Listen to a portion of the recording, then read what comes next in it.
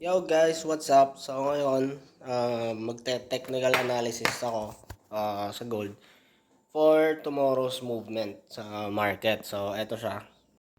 So ayan, so kakasimula ko pa lang and di ko pa alam kung anong possible na mangyayari bukas. Mag-gap up ba or uh, gap down. So titingnan ko kung ano yung kaya kong gawin sa mga probabilities na mangyayari. And so guys, yon. Kung gusto niyo sumali sa community namin, so ilalagay ko yung broker's link, need nyo mag-register.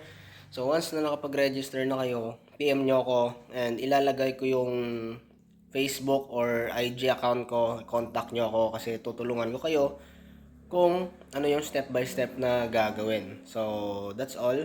And nga pala guys, yung community namin, we offer copy trading system and top performer siya sa broker. So, yun lang naman yung mga infos na sasabihin ko. So, reach out nyo ako, contact nyo ako kung interested kayo. So, that's all guys. So, mag-ingat lagi.